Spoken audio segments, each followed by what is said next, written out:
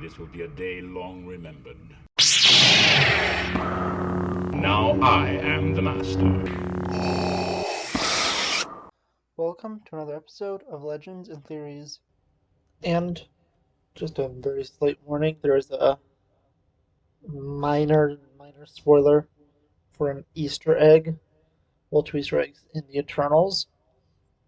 So, it's already in the title and everything, but it's barely anything, so I don't feel too bad. And also, the movie's been out for over a week and a half, so I think it's fine. And with this, I have to say that it was pretty interesting, and I started writing this, although I didn't have a slot to put it in last week, so I put it in this week, which I used to replace the Two Towers review, which I'm pushing to next week. So let's get into this, and I'm reading off a script for this one because there was no way I was going to remember all of this. So let's get into it now. In the Eternals, we learn that both Batman and Superman exist in the MCU, likely as comics, but also probably in movies, games, and more. And you might be thinking that there's no way that this is possible. How would it exist with all these superheroes? Because I think, like in Watchmen, superhero comics weren't popular since, well, superheroes were real. But there is a good argument to how DC Comics was built up, and I'm going to go into that now. So the first thing I want to address is the creation of DC and its main heroes. And I think the origins would be the exact same. Think of it at this point. There are superpowered people like the Eternals, but none of it is public knowledge. No one knows that there is superheroes. So things would go the exact same way for the creation of DC characters, with Superman being created in 1938 and Batman being created in 1939. Of course, there are some heroes in between those, and then maybe a little bit before, but these are the two big ones. And I will be going into Marvel a little bit later, but we will continue with DC for now. And as I mentioned, it wasn't common knowledge about people with superpowers or superheroes, although it does change a few years later when Steve Rogers becomes Captain America, which I believe in this universe will lead to the creation of Marvel, or as it was known at the time, Timely Comics. And in the MCU, my guess is that Timely slash Marvel, although it will not be called, well, in my theory, it won't be ever called Marvel for a specific reason, which you'll learn later. So Timely would be created, and it was not going to also be able to create anything that was made it popular, like the Avengers and everything, because they need to exist later in the timeline, and there's not going to be a way for these different heroes to exist in comic book form decades before they were actually became real. So the only comic they were able to print, in my guess, is the Captain America comic we saw in the first Avenger. And the main reason I'm thinking that is because it looks the exact same, besides the little Bucky thing on the cover, since Bucky was not with him yet. And yeah, so I think that would work. And this would also lead to some other problems, mainly after the end of World War II and Captain America's believed death. which would basically be Timely Comics, would be going out of business and being bought out likely by DC. And the main reason because of that is they aren't really getting paid by the US government like I'm guessing they were to make Captain America comics. But also Captain America is dead, so it's not going to be as big of a seller in propaganda. But also, they don't need propaganda anymore because World War II is basically over when Captain America goes into ice, and it soon officially ends. So after this, DC would become the main comic creator. There are others that spring up over the years like Dark Horse and Image, which I'm pretty sure are all spin-offs of both Marvel and DC by disgruntled employees. So we'll just imagine these get created the same way, but just from DC employees. But some things are changing because DC doesn't have a real competitor, not a big one. And nothing is really influenced by superhero activities at this time since any, well, examples of superpowers or anything is being covered up by S.H.I.E.L.D. So that helps with that. But to keep in the top spot, DC basically follows what it does in our history, just for simplicity of this theory, so it matches up with ours. They still make revolutionary comics, and yeah, it's basically staying about the same. But I think this all changes once Tony Stark becomes Iron Man and announces it to the world. With that, the love for superheroes explodes, which helps with movies like, of course, The Dark Knight that would come out that year. But also, I think that all the movies and shows that did come out, like Batman, BTS, and everything else, would still happen because DC would want to expand more and more to, well, keep becoming rich. And with the love of superheroes exploding, DC is doing better and better each year, which has helped when Captain America is found alive and fights in the Battle of New York. And this is big since when DC bought out Timely, they also bought the rights to make Captain America comics, which is different in this universe. And yeah, so that's pretty interesting. We're going to see a little more repercussions of that later, but let's continue. They've also been making Captain America merchandise over the years, like the trading cards that Phil Coulson would buy.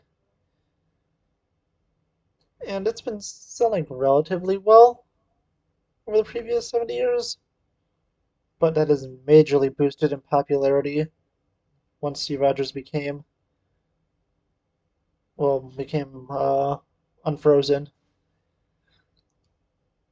But DC was going to hit a little bit of a hard time, including the ones that they will would have taken place in the real world, which I guess would happen around about the same. In 2016, when the Sokovia Accords are passed, and people begin to start to question, well, different heroes, which goes into the comics with vigilantes like Batman and Superman. There are some changes made by DC, but these are not popular with comic book fans, as you would expect. Like, they do that in the real world, and people get pretty mad, especially if it's trying to interpret current events. So, it's not done really any better here. And they have heroes either follow the path of Iron Man and begin to work for the government, which is shown with some of the more wholesome and more American superheroes like Superman, Wonder Woman, and The Flash. But other ones that are a little more controversial and have dark themes or political upbringings, heroes like Batman, Green Arrow, and Nightwing break away from the law and are wanted fugitives, following the path of Captain America. And this leads to a controversy, which leads to a soft reboot when things start to die down with the Sokovia Accords and the topics that brought up by it. But this happens at the worst time imaginable because almost immediately after this, DC, like every company in the entire universe in Marvel, and every person is hit hard when Thanos kills half the universe. And although that DC does know the tackle Sokovia Accords went extremely poorly, they decide this time not to play it safe and write a storyline where a massive galactic war against Darkseid and Apocalypse leads to mass death. But here, the Justice League ultimately wins and helps rebuilding the world better than ever. And this storyline would be extremely popular because it was giving people hope about half the population, well, after the half the population was killed. And DC continues to grow and gets even bigger when the Avengers bring back everyone that Thanos killed. Besides a few of the Avengers, like, well, Vision, and a few that died in the mission, like Black Widow and Iron Man. But this boosts DC to be extremely more popular because now superheroes are more popular than ever and have saved over half of the population, helping DC so much. But this brings me to a interesting wrench I kind of wanted to throw into here. I think this would be interesting because, of course, Disney and Marvel would want Marvel Comics to exist. And since I had the theory that, well, Timely was bought out, I do have another interesting add-on to this. So, I think that although DC may have got the rights for Captain America, I think that things would be a little different for the Avengers.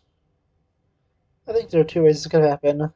Simply DC buys out the rights for the Avengers and makes comics based off of them.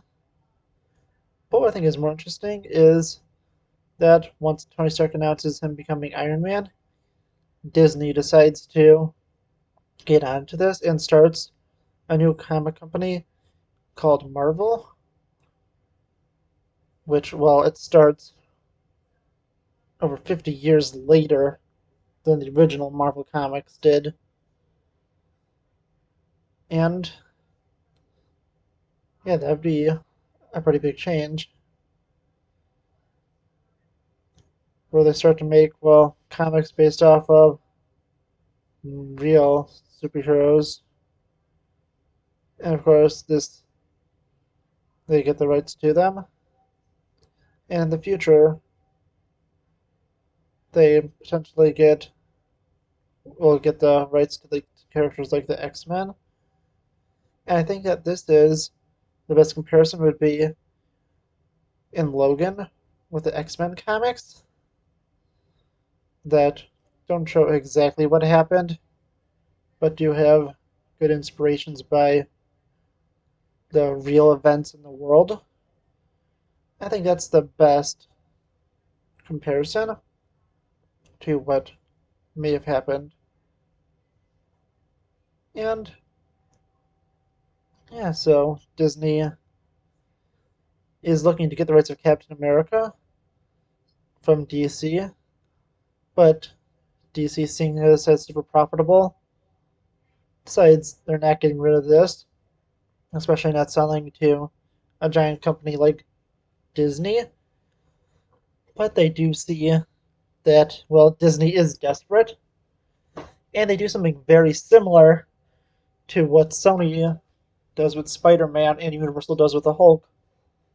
They let them use Captain America, but they charge him a pretty big fee.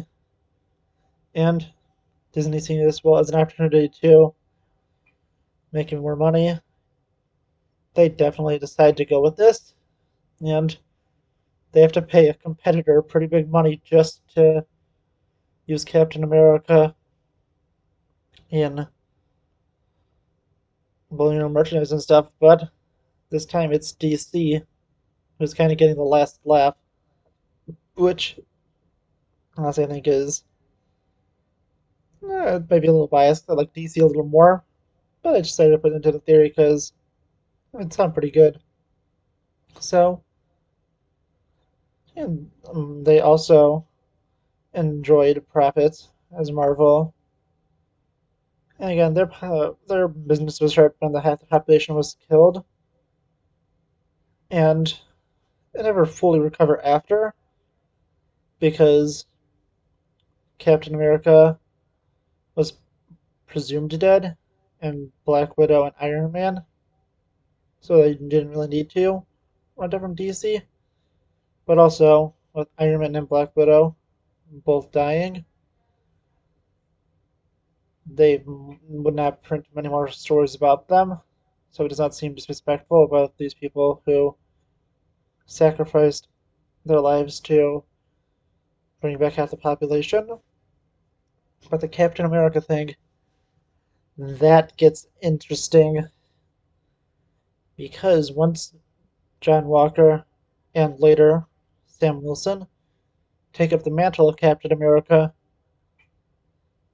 Disney and Marvel believe they found a loophole and let them use these Captain Americas and their stories, and they don't have to pay DC since DC owns the rights to make stories about Steve Rogers as Captain America. This leads us to, well, the present, and that will be technically our future since the MCU present is in 2024 right now, I think. And in it, Marvel and DC are kind of in a legal battle right now over if Marvel could really make stuff based on this new Captain America without paying DC. And yeah, with that, so I think I'm going to leave that open ended and see what you think would happen there. But I believe you are wondering, are you trying to clickbait me with the how this made Stanley become a Watcher informant? And no, I wanted to go through the full history of DC and Marvel inside of the MCU before I went to the Stan Lee stuff. Because that's a little bit more of a Stan Lee, well, I'll say story, and yeah, I'm gonna go into that now. So, I think that this all begins shortly after DC buys Timely Comics, and this leaves one of the writers of Timely, an employee named Stan Lee, without a job. Stan does refuse to work for DC, but he is still fascinated by superheroes and what they do. This leads to Stan Lee beginning to investigate into old tales and odd things like the Eternals and other superpowered beings that have existed before. Captain America, well, was widely known, and since we really don't know who that would include, I'm just going to leave it kind of open there. Yeah, Stanley is becoming very interested as he looks into this, and while doing it, he's able to gain cosmic awareness, as able to communicate with the Watcher Of course, with this, I don't know exactly when this would happen, but it would definitely happen before the 2000s. It was part of the Theory 2 work. And you're wondering, why before the 2000s? Iron Man's in 2008. And I realized I've made a little mistake here. It would actually have to be before the flashback. Perhaps an Endgame. Because I think that the one way you could explain the Captain America the First Avenger comic is that, well, he was in the military because they needed him to write the stories, and he was, and family was kind of a branch of the military, which is a little retcon I'll toss in there because I realized I didn't think of the Captain America theory, or there could be another explanation, because I think once he gains cosmic awareness, Stan Lee begins to go and talk to the Watcher, and they start to become good friends. The Watcher, realizing he could use, well, Stan Lee in his interest to help him out with his job, so he gives Stan Lee the abilities to travel universes in the multiverse, and this leads to all of the Stan Lee cameos. And yeah, that's a pretty interesting part of it. I think that potentially every Stan Lee cameo is the same Stan Lee from the MCU, and Stan Lee goes across the multiverse, looking at, well, many of the universes we know, like the Fox X-Men universe, Tobey Maguire's Spider-Man universe, the Andrew Garfield one, and I don't really remember if he cameos at all in any of those other not as good, more cheesy Marvel movies. It could be both, like the Fantastic Four one, Daredevil, and others. So I don't know if that part of the would work, but perhaps he just decides not to go to those universes. And after seeing, well, Deadpool and everything that he does, Stanley decides he is, well, not going back there. And that's really, well, compounded when he does pass away. But yeah, I think that's interesting. But another thing about Stanley is when he's traveling the multiverse, he isn't taking the same oath as the Watcher. So he does go and pushes people in the direction they need to, like he does with Miles in the Spider-Verse. He will always report back to the Watchers, like he did in Guardians of the Galaxy, and just kind of leave out the parts where he pushes people in the right direction because he believes it's the right thing to do. And yeah, once he eventually does die like he does in the real world, he does live a happy and fulfilled life, which is honestly one of the most interesting things. And yeah, I had a lot of fun making this. I really wonder, what do you think? Do you think this is all possible? Or do you think that I spent a little too much time creating this theory? Because I don't even know how long this is. The count, I think, is stopped. So, yeah, I really do hope you enjoyed. And I'll see you all in the next episode of Legends and Theories. Thank you for watching this episode of Legends and Theories. Please subscribe, like the video, share the video, leave a comment, check out the video on screen, and may the Force be with you.